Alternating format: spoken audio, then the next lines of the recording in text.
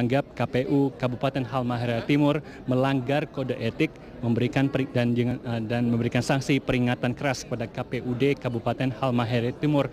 Namun di sini ada dissenting opinion di antara majelis dari DKPP. Sementara itu untuk Panwaslu Kota Sukoharjo, DKPP menilai tidak terbukti melanggar kode etik dan merehabilitasi nama di Panwaslu Kota Sukoharjo, dan juga untuk Panwaslu Banyuwangi, Ketua dan anggota Panwaslu Banyuwangi, DKPP menilai mereka melanggar kode etik dan dengan memberikan sanksi terhadap. Untuk KPU Kota Surabaya, DKPP menilai mereka tidak melanggar kode etik. KPU Provinsi demikian juga dengan KPU Provinsi Jawa Timur tidak melanggar kode etik. KPU Kabupaten Dogiai, DKPP menilai mereka melanggar kode etik, dengan sanksi pemberhentian tetap. Namun ada dissenting opinion juga di sini.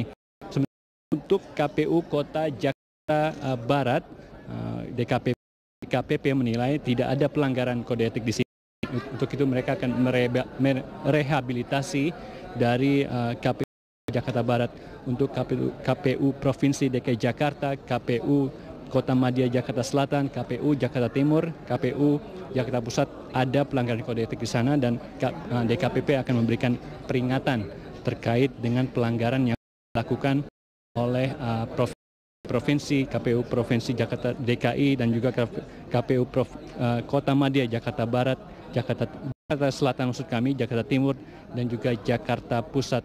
Dan ini memang sidang atau ruang sidang telah hampir kosong. Banyak peserta sidang sudah meninggalkan ruang sidang untuk menuju ke MK untuk mendengarkan sidang putusan MK yang dimulai rencana pada pukul 14 waktu Indonesia Barat. Tadi sempat mencoba untuk menanyakan pendapat dan juga opini para komisioner KPU maupun juga para pihak yang terkait maupun dari pihak pengadu, namun mereka belum mau berpendapat. Mereka langsung menuju ke mobil mereka untuk menuju ke Mahkamah Konstitusi.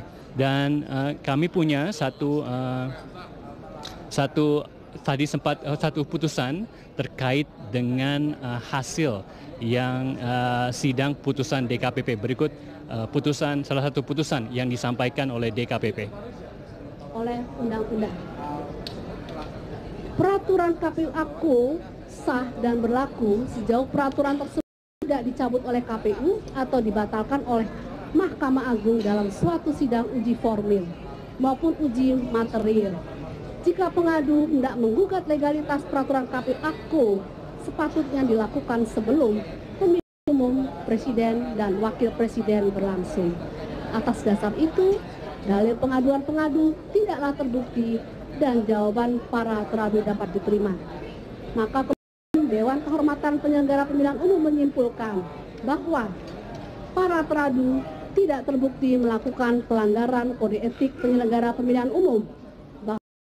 Dengan demikian, Dewan Kehormatan Penyelenggara Pemilihan Umum merehabilitasi para teradu dan memutuskan: pertama, menolak pengaduan pengadu untuk seluruhnya; kedua, merehabilitasi nama baik teradu 1 Husni. Sekali lagi yang perlu digarisbawahi sini adalah tadi Ketua DKPP Jimli Asidiki juga menyatakan kalau keputusan dari DKPP ini tidak akan mempengaruhi yang akan disidangkan dalam sidang Mahkamah Konstitusi nanti maupun mengubah hasil Pilpres 2014, karena ini merupakan sidang pelanggaran kode etik individu. Jadi jika ada yang melanggar, maka DKPP akan memberikan sanksi kepada orang-orang atau penyelenggara pemilu yang melanggar kode etik. Total disampaikan ada 9 orang penyelenggara pemilu yang dipecat, ada 30 orang yang diberi peringatan, masuk Ketua KPU Husni Kamil Manik, dan juga ada 20 orang yang direhabilitasi dan 2 orang diberi pujian, itu Komisioner KPU Hadar Nafis Gumai dan juga Panwaslu Kota Sukoharjo.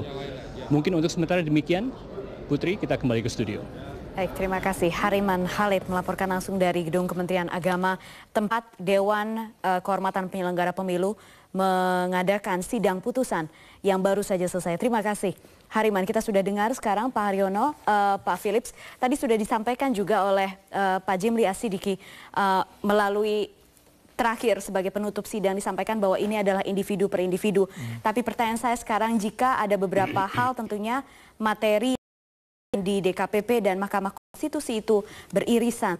Lalu jika hasilnya berbeda, apa yang harus dilakukan, Pak? Jadi begini, kalau sampai pada persoalan konsekuensi atas putusan itu yang menyangkut orang perorangan, saya kira itu jelas nggak ada irisan ya. Tapi di dalam hal sampai pada putusan, memang kemudian saya lihat di KPP juga dalam beberapa poin yaitu menyinggung-nyinggung persoalan tentang kesahan dan lain sebagainya. Itu bisa saja itu kemudian nanti Mahkamah Konstitusi juga bicara tentang itu. Tapi keduanya ini kemudian ada irisan yang kemudian itu bersinggungan satu sama lain.